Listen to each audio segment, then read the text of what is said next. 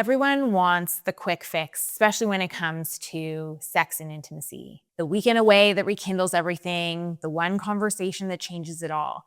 But after working with hundreds of women, I can tell you what actually transforms intimacy. It is not exciting. It is not romantic. It is 15 minutes a day of something so simple you'll wonder why no one ever told you sooner. In this video, I'm going to share the daily habits I recommend to every client. These are the small, consistent practices that regulate your nervous system, rebuild connection, and create the conditions where desire can return naturally. You've tried the big gestures, the scheduled date nights, the vacations meant to bring you closer. They help for a moment, then everything returns to normal because you were treating the symptoms instead of building new patterns. Real change happens in the ordinary days, not in the special occasions. I'm Lauren Wolf, registered psychotherapist and sex therapist. What I am about to share is not glamorous, but it is what I have seen work over and over again. Small daily practices, rituals of connection that compound over time and into real transformation. I'm going to walk you through 5 daily habits that actually rebuild intimacy, starting with the single most important one. Habit 1, the 15-minute stress-reducing conversation. This is the most powerful daily habit I recommend. 15 minutes of conversation with your partner where the only goal is to reduce stress, not solve problems. You take turns. One person shares what's on their mind, what stressed them that day, how they're feeling. The other person just listens without fixing, without advising, or making it about themselves. And then you switch. That's it. No problem solving, no defensiveness, just being heard. This single practice rebuilds emotional connection faster than anything else I know. Most couples talk constantly, but never actually listen. This practice reverses that pattern in 15 minutes a day. This comes from decades of relationship research. Couples who practice stress-reducing conversations report higher satisfaction, more emotional intimacy, and yes, better sex lives. Because when you feel heard, your nervous system calms down, and a calm nervous system is what desire needs to emerge. Think of this like a daily deposit into an emotional bank account. Most couples are constantly withdrawing through logistics, conflicts, and demands of life, but rarely do they deposit. This 15 minutes is a deposit. Over time, the account balance grows, and a full account can handle the occasional withdrawal without going into the red. Set a timer for 15 minutes. One person shares for 7-ish minutes while the other listens without interrupting. The listener's only job is to understand, validate, and express empathy. No fixing. In fact, you can mirror one another. I am exhausted all the time because the kids are demanding. I hear you're exhausted all the time because the kids are demanding. Like that. Switch roles for the remaining time. And do this daily or at minimum 4 to 5 times a week. When was the last time your partner really listened to you without trying to fix anything? When was the last time you did that for them? This practice of simply listening creates what most couples are missing, the feeling of being truly heard. But this conversation only works if you know how to start it the right way. How conversation begins determines how it ends. This is not opinion, it is research. If you start a conversation with criticism, blame, or harshness, it will end badly 96% of the time. A softened startup means beginning with I instead of you. You gets defenses up. I isn't a guarantee, but it drastically reduces the temperature. Soft startups mean stating your need without attacking. It means approaching your partner as a teammate, the person you love, not an adversary. This is not about being fake or hiding your frustration, but it is about communicating in a way that your partner can actually hear. You can be completely honest and still be soft. Harshness is not honesty. It's just harshness. I watch couples destroy connection in the first sentence of a conversation all the time. You never. Why do you always? The other person's defenses go up immediately. Nothing productive happens after that. But when I teach soft startups, conversations that used to escalate into conflict suddenly become collaborative.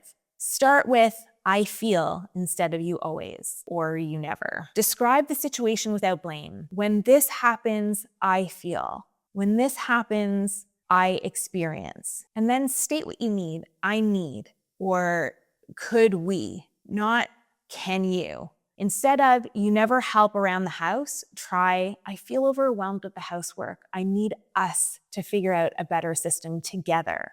Notice the us and together. Before raising any issue, pause and ask, how can I say this softly? Catch yourself when you always or you never is about to come out. Practice on small things so it becomes natural for the big things. Once you are communicating without triggering defensiveness, you can address something else that kills intimacy daily.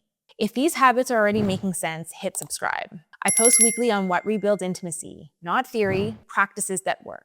Physical affection often disappears in struggling relationships because touches become loaded. Every touch feels like it might lead to sex, so you avoid touching altogether to avoid the pressure. But this creates a vicious cycle. No touch means no connection. No connection means even less desire for sex. Pressure-free touch breaks this cycle. It is physical affection with absolutely no agenda. A hug that is just a hug. Holding hands. A kiss that doesn't lead anywhere else. When touch becomes safe again, your body stops bracing and starts softening. If every touch feels like a request, your body will stop wanting to be touched. Remove the agenda and touch becomes safe again. I ask women, why did you stop being physically affectionate? The answer is almost always the same, and that's because it always led to him wanting more. So they stopped all the touch to avoid the pressure, but then both people feel starved for physical connection. Pressure-free touch solves this. Have I been avoiding touch because it feels like it will lead to sex? Does my partner understand that sometimes I want affection without an agenda? When was the last time we had physical contact that was purely connection and not foreplay? Initiate touch that is clearly not leading anywhere. A long hug, hand on the back, sitting close. Communicate the intention, I just want to hold you for a minute. No agenda or nothing more. Receive touch without bracing, knowing it is safe. Over time, this rebuilds the bridge that pressure destroyed. Physical touch helps, but your nervous system also needs something else every single day. Your nervous system state determines whether desire is even possible. If you are running on stress, emotional or physical shutdown, or just living in survival mode daily, your body will not shift into a state where intimacy feels even remotely possible, let alone at all appealing. Nervous system regulation means intentionally calming your body throughout the day, not just before intimacy, all day, because a regulated nervous system does not suddenly appear at bedtime. It is built through small moments of calm accumulated over hours. You cannot be in survival mode all day and expect desire to just show up at night. Regulation is a daily practice, not just a bedtime trick. Women tell me they feel on from the moment they wake up to the moment they collapse into bed. Their nervous systems, their bodies and minds never get a break.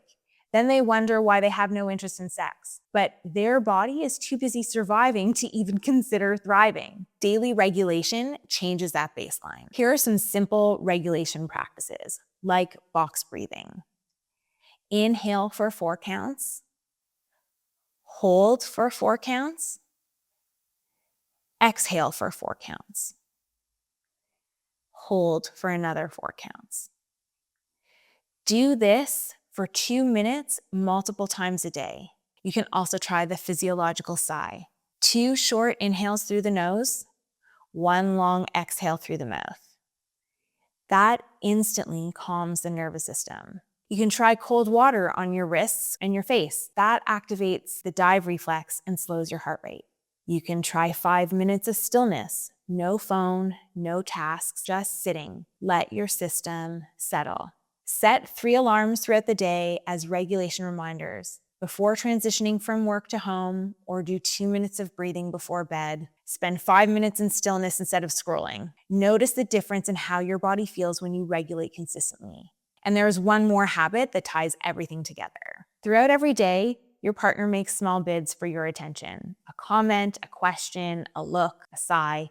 These are invitations for connection. You can turn toward them, acknowledging and engaging with them, or you can turn away, ignoring or dismissing them. Research shows that couples who stay connected turn toward these bids 86% of the time. Couples who disconnect turn toward only 33% of the time. Intimacy isn't built in grand moments. It is built in hundreds of tiny moments where you choose to turn toward instead of away. Intimacy is not about the big moments. It is about the hundreds of small moments where you chose to pay attention.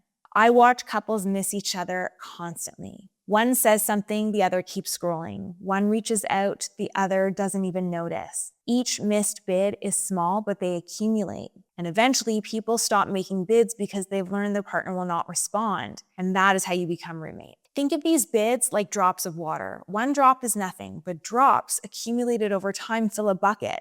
Turn toward consistently, and the bucket overflows with connection. Turn away consistently, and the bucket stays empty. The drops are so small, you barely notice them, but they are everything. Notice when your partner is making a bid for attention, even a small one. Put down your phone, pause what you're doing, and turn toward them. Respond with presence, even if it is just for 30 seconds. Even if you're in the middle of doing something, turn toward them, acknowledge them, and then ask if you can just finish what you were trying to do, and then you'll come back to them. Track yourself. How many bids did I notice today? How many did I turn toward?